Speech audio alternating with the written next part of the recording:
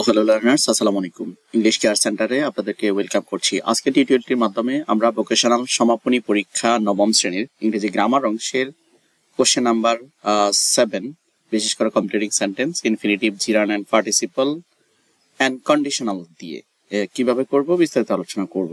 চলুন শুরু করা যাক।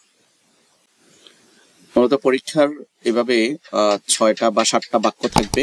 ওই 7টা বাক্যের মধ্যে আমাদের 4টা বাক্য কমপ্লিট করতে হবে ইনফিনিটিভ, জিরান, পার্টিসিপল, কন্ডিশনাল ব্যবহার করে। তো আমরা এক্সারসাইজ করছি। তো তার আগে আমরা জেনে নিতে হবে যে অ্যাকচুয়ালি ইনফিনিটিভ, জিরান বা পার্টিসিপল বা কন্ডিশনাল কি। আমরা জানি যে ভার্ব দুই ধরনের, একটা হচ্ছে ফাইনিট ভার্ব, একটা non finite verb. Non finite verb গুলো হচ্ছে ইনফিনিটিভ, জিরান এন্ড পার্টিসিপল। ইনফিনিটিভের মধ্যে আমরা জানি যে ইনফিনিটিভ হচ্ছে টু ইনফিনিটিভ, যেটা নাউনের কাজ করে থাকে। আর জিরান হচ্ছে ভার্বের সাথে আইএনজি যোগ হয়, সেটাও নাউনের কাজ করে থাকে, দুটোই সাবজেক্ট হিসাবে কাজ করে। আর পার্টিসিপল অ্যাডজেক্টিভের কাজ করবে। 3 ধরনের পার্টিসিপল রয়েছে: past participle, present participle, perfect participle. আমরা গঠন যদি দেখি তাহলে টু প্লাস ভার্বের বেস ফর্ম দ্বারা গঠিত হয় ইনফিনিটিভ, ভার্বের বেস ফর্ম প্লাস আইএনজি যোগে গঠিত হয় জিরান, আর ভার্বের সাথে আইএনজি অথবা ইডি যুক্ত হয়ে হয় পার্টিসিপল। তো কন্ডিশনাল বলতে আমরা কি বুঝি? কন্ডিশনাল হচ্ছে শর্ত বুঝাবে, শর্ত।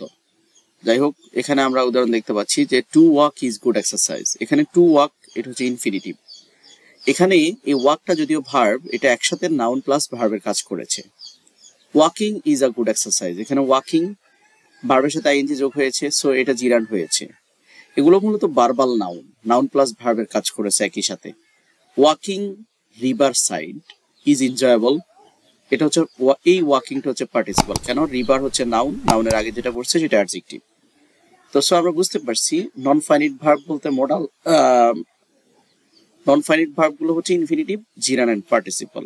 ইনফিনিটিভ, জিরান কাজ করবে নাউনের, আর পার্টিসিপল কাজ করবে অ্যাডজেক্টিভের। এই পর্যায়ে আমরা এক্সারসাইজ করব।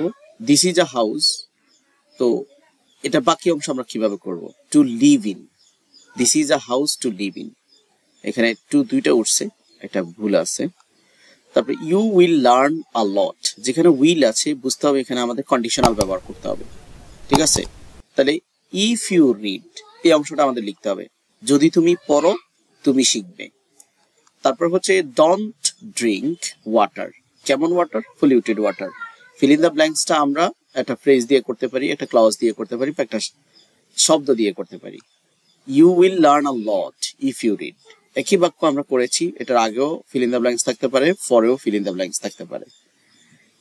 She seems to be better today, এখানে আমরা টু বি ব্যবহার করব। My aim is becoming a good writers, এখানে আমরা জিরান ব্যবহার করেছি। এই ছিল আজকের আয়োজন। এখানে কিন্তু ইনফিনিটিভ ব্যবহার করা হয়েছে, এখানে কন্ডিশনাল ব্যবহার করা হয়েছে। পলিউটেড এখানে পার্টিসিপল ব্যবহার করা হয়েছে।